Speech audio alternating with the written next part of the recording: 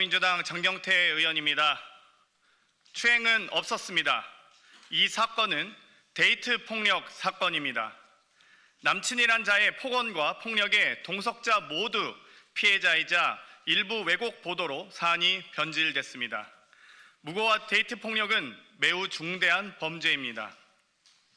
또한 자신의 범죄를 감추거나 정치적 이익을 위해 증거를 인멸하고 공작하는 것은 치졸한 범죄입니다. 이에 진실을 밝히고 강력하게 대응하고자 이 자리에 섰습니다. 당일 저는 지인의 초대로 뒤늦게 동석했습니다. 여의도에 있는 개방된 족발집이었고 다른 의원실 소속 보좌진으로 여자 4, 남자 2, 총 5명이었습니다. 당시 자리는 화기애애하게 진행되었고 다소 저에게도 불편한 상황들이 있었지만 그러려니 하고 넘어갔습니다. 그러던 중 갑자기 한 남성이 나타나 큰 소리를 지르며 폭력을 행사하기 시작했고 그 자리를 떠났습니다. 그 이후 누군가 남성의 폭력 행위를 막기 위해 경찰에 신고까지 하였고 경찰과 고소인의 여동생까지 와서야 상황이 정리되었다는 얘기를 들었습니다. 여성 동석자가 촬영한 영상을 확인하시면 될 것입니다. 또 그 당시 경찰 출동이 추행이었다면 저는 이미 무조건 조사를 받지 않았겠습니까? 전혀 그런 사실이 없습니다. 다음날 당시 동석자들과 연락을 주고받았고 동석자 중 A씨는 어제 너무 즐거웠다. 불미스러운 일이 있었지만 고소인 남자친구분이 오셔서 소리 지르고 그러셨다라며 불미스러운 일이 고소인의 남자친구인 국민의힘 소속 동대문구청장 보좌 직원으로 인한 일임을 분명히 말했습니다.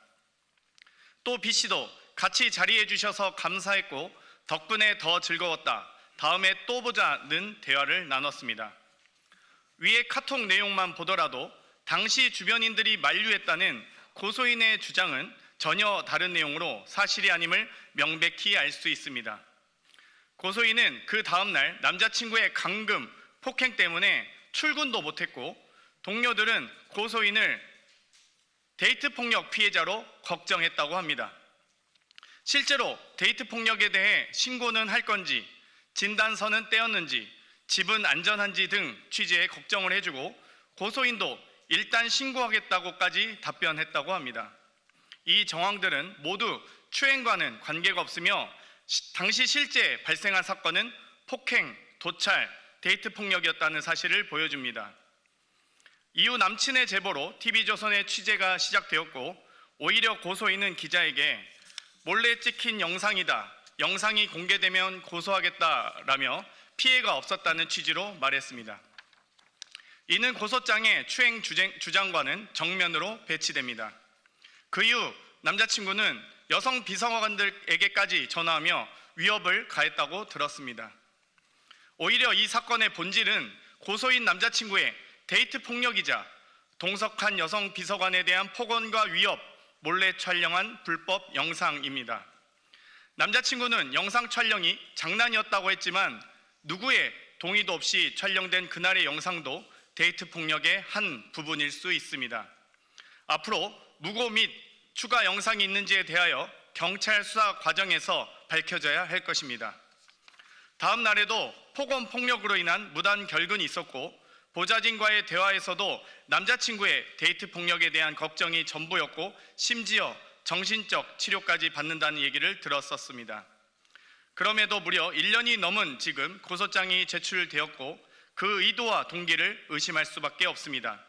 이에 고소인을 무고죄로 고소하여 그 의도와 동기를 밝히겠습니다.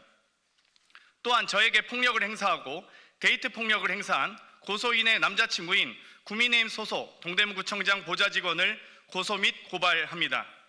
동대문구청장은 지금이라도 제 식구 감싸기를 멈추고 해당 직원의 폭행, 불법 촬영, 데이트 폭력 등 모든 범죄 행위에 대해서 조사하고 감찰하십시오.